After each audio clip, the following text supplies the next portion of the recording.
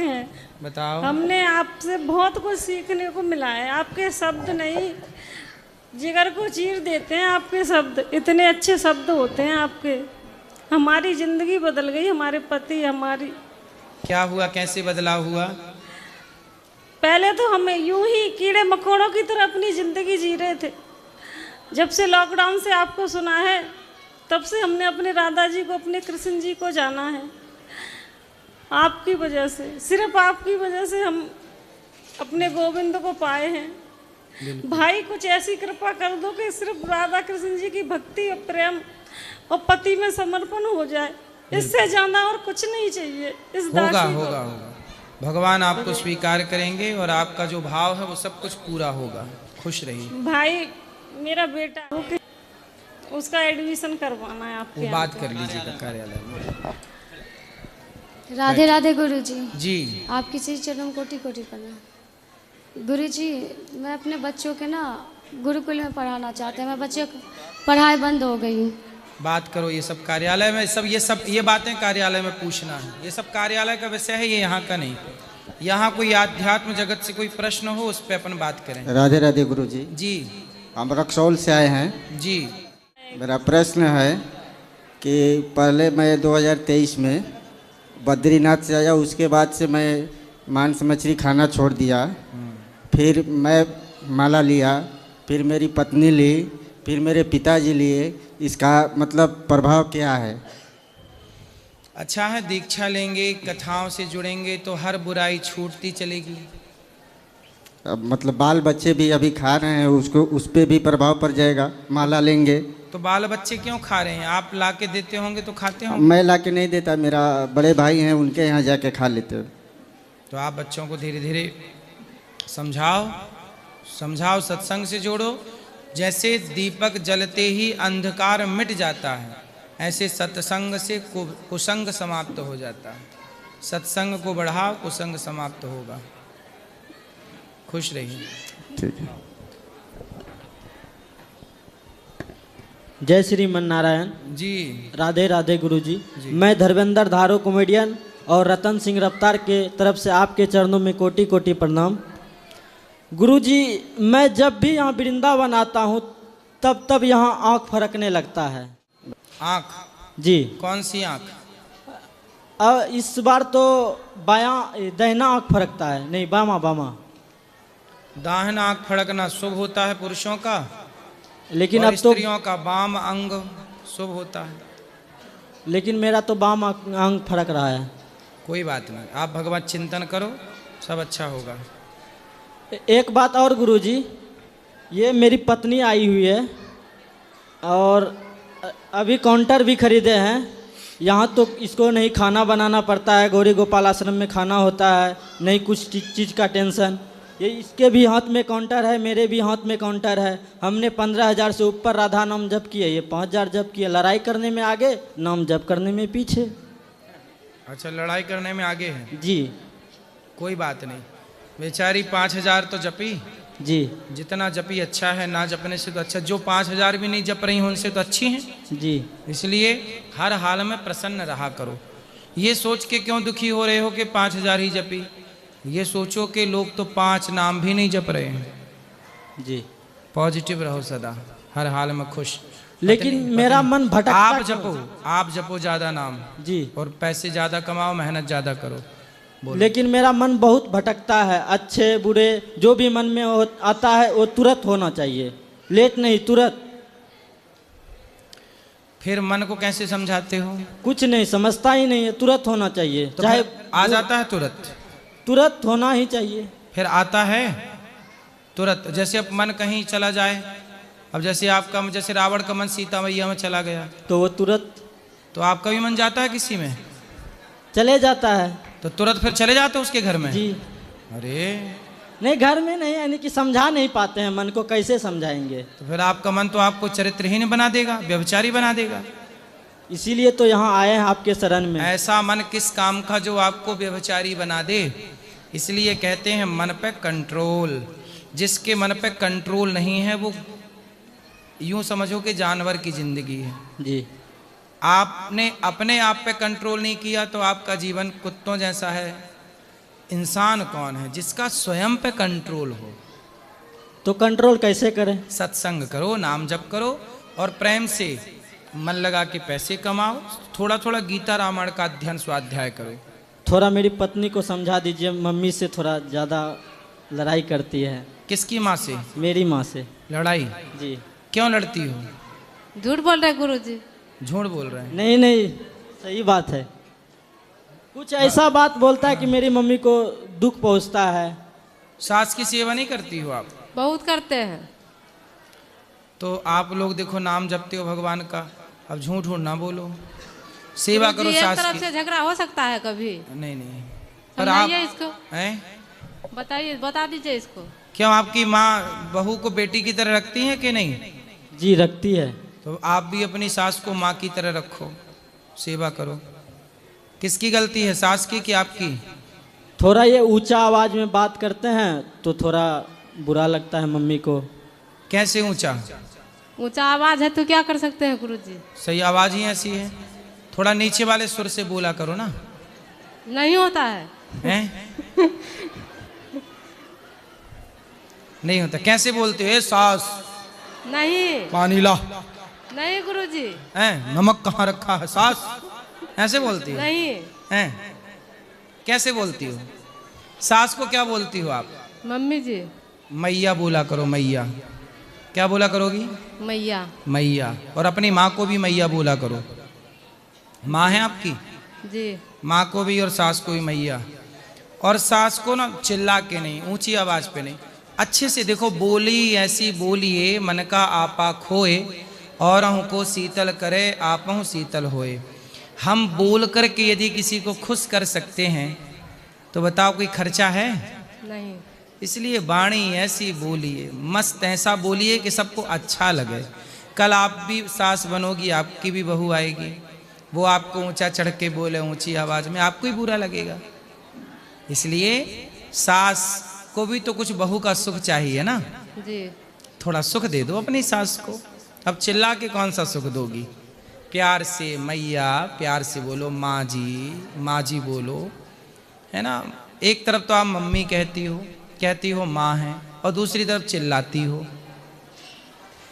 रिश्ते फॉर्मेलिटी बन गए हैं आजकल। जिसे हम माँ कहते हैं ना, उसे माँ की तरह फिर निभाओ।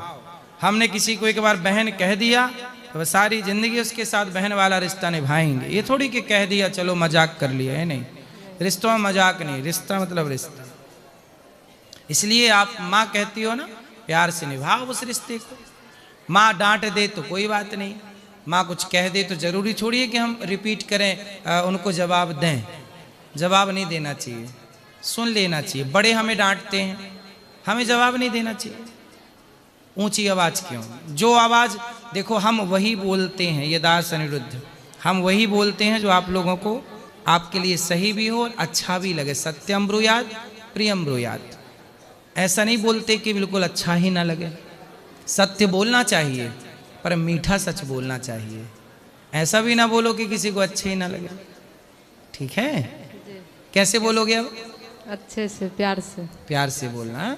सास को अच्छे से बोलना, समय से पानी देना, भोजन देना, अच्छी सेवा। अच्छी बहू बनो, अच्छी पत्नी बनो, अच्छी बहू बनो, अच्छी माँ बनो, अच्छी बहन बनना, अच्छा इंसान बनना। जो भी अभिनय करना, अच्छा करना। ये जिंदगी एक मूवी है, पिक्चर है। हम और आप अभिनय कर रहे हैं। जैसे पिक्चरों में नहीं, मूवियों में कोई माँ का अभिनय कर रहा है, कोई पति का, कोई विलन का, कोई हीरो का, है ना। सब अभिनय तो है। ऐसे रियल जिंदगी में भी अभिनय है। जैसे अब आप बहू बन गई हो तो आपको बहू का अभिनय करना चाहिए, सास के साथ अच्छा वाला। पति नहीं हो तो पति वाला अच्छा अनुभव, पति के साथ अच्छा व्यवहार करके, अच्छा, है ना, ओरिजिनल अभिनय हो, मिलावटी ना हो। ठीक है?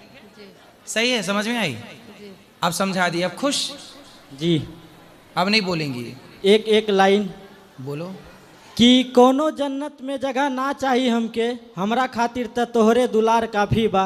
ए बाबा दुनिया प्यार के नाम पे बड़ धोखा देवेले, हमरा खातिर त तोहरे प्यार काफी बा। वाह, हमरे खातिर तो तोहरा प्यार काफी बा। कैसन बा? बहुत बढ़िया। बढ़िया बा। जी पत्नी कैसन बा? बहुत मस्त, लेकिन वही थोड़ा ऊंचा बोलती है। अब नीचे सुर से बोलेगी। जी अब नीचे सुर से बोलेगी बा। जी। खुश राधे राधे रहिएगा। महाराज जी, आप जी के शुभ चरणों में कोटि कोटि प्रणाम, शत शत नमन है। पिछली बार मैं यहाँ पे आई थी तो माइक तो पास से ही निकल गया, पर बोलने की हिम्मत नहीं पड़ी।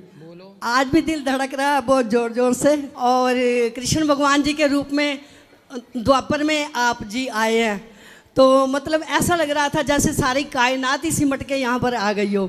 अब इतना अच्छा कार्य कर रहे हैं, युवाओं के लिए इतना अच्छा संदेश दे रहे हैं आप भाई, आप इतनी माँओं की सेवा कर रहे हैं, तो आपके माध्यम से इतना अच्छा संदेश जा रहा है, फिर भी युवा पीढ़ी समझ नहीं रही है। बड़े दुख की बात है।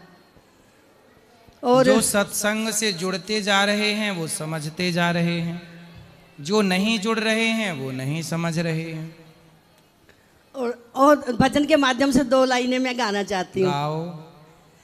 मैं चिट्ठियाँ लिख लिख हारी, मैं चिट्ठियाँ लिख लिख हारी, कब आओगे बांके बिहारी नाथ, कब आओगे शाम, कब आओगे नाथ, कब आओगे शाम, कब आओगे। मैं चिट्ठियाँ लिख लिख हारी, मैं चिट्ठियाँ लिख लिख हारी, कब आओगे बांके बिहारी नाथ, कब आओगे शाम, कब आओगे।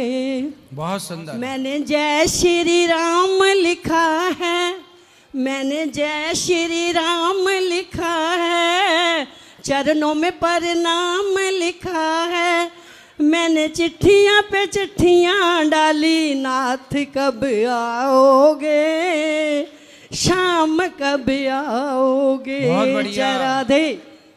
बहुत सुंदर मैया। राधे राधे। तुसी ठीक हैं? हाँ जी ठीक है जी, मेरे पूरे परिवार की तरफ से राधे राधे गुरु जी। सबको राधे राधे। राधे राधे गुरु जी।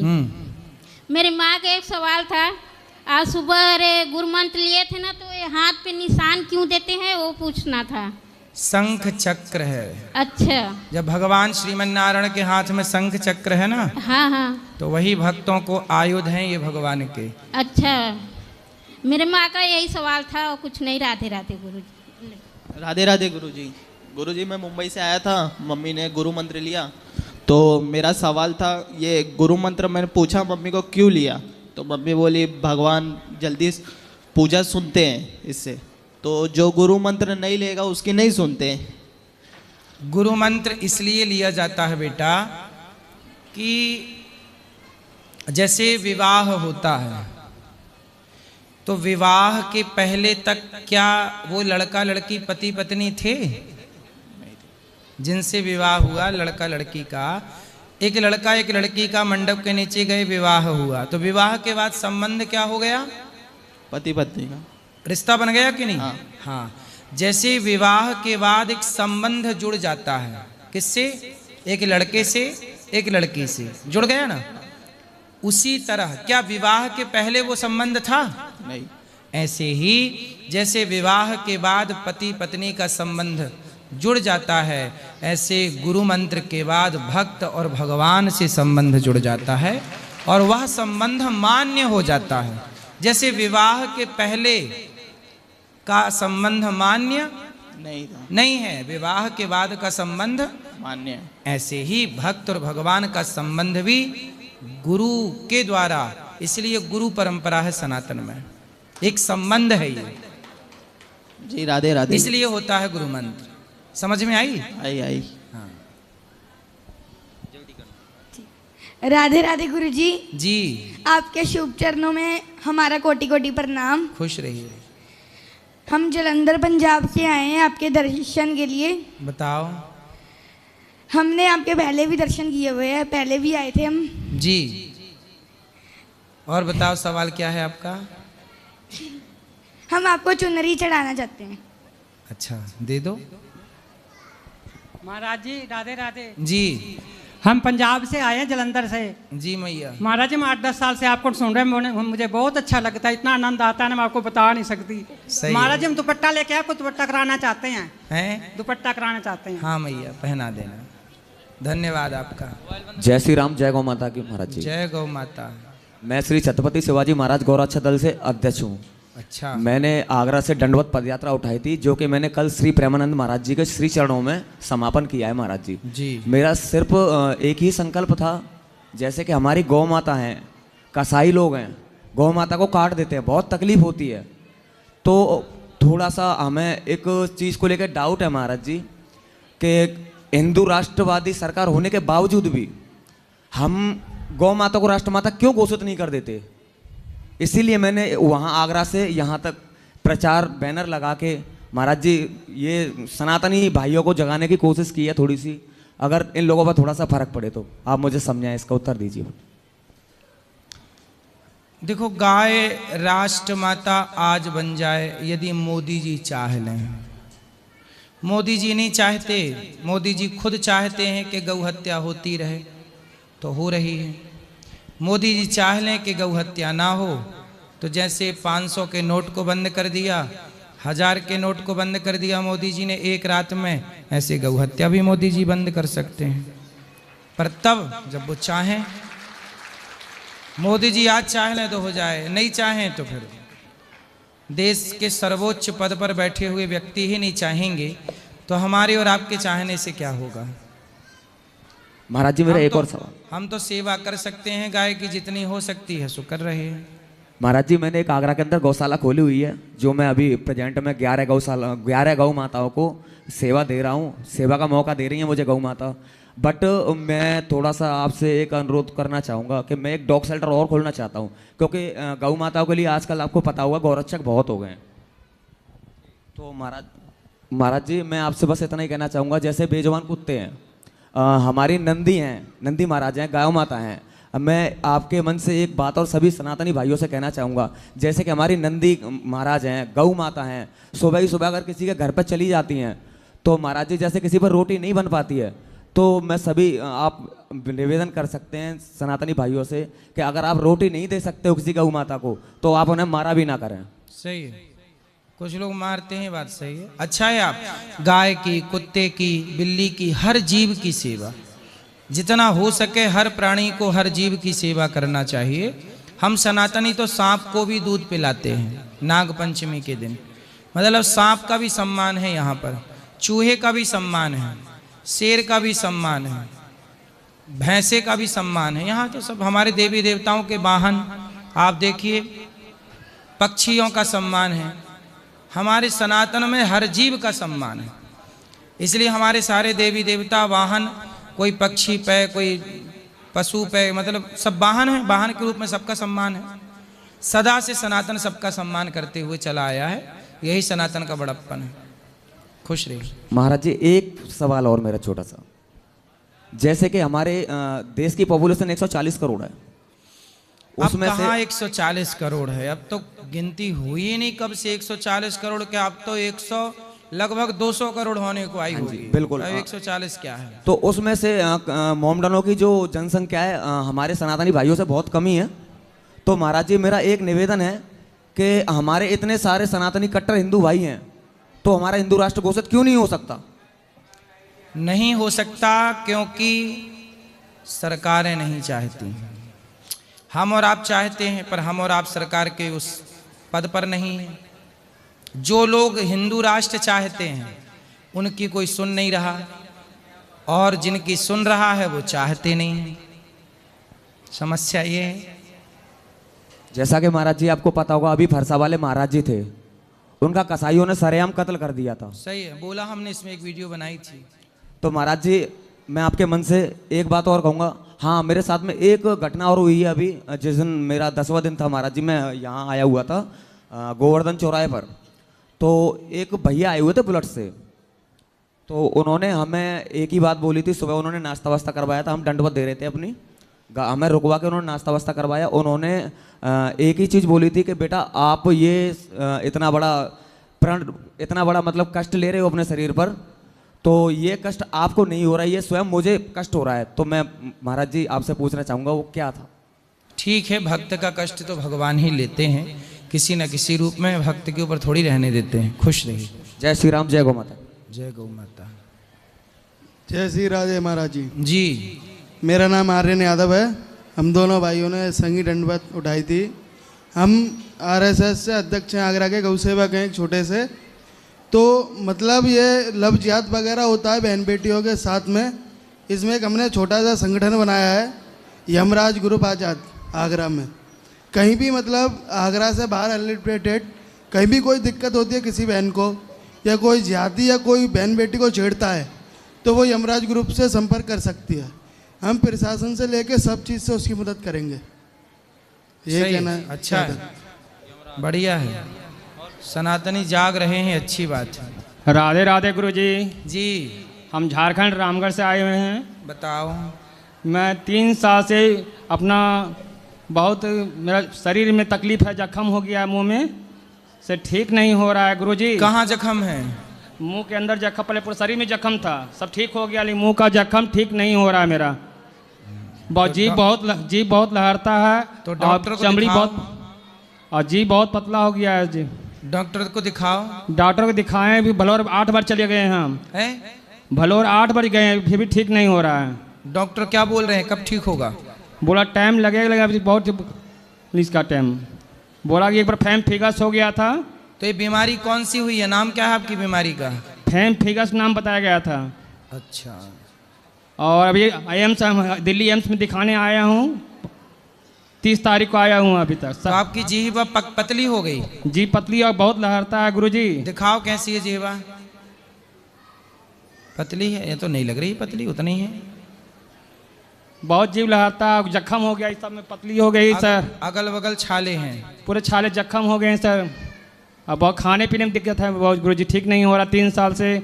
और दुकान भी मेरा बहुत कम चल रहा है, बहुत गरीब आदमी हूँ, और मेरा गृहस्थी भी चल रहा है, परिवार भी, मैं और दुकान भी नहीं चल रहा है पहले से।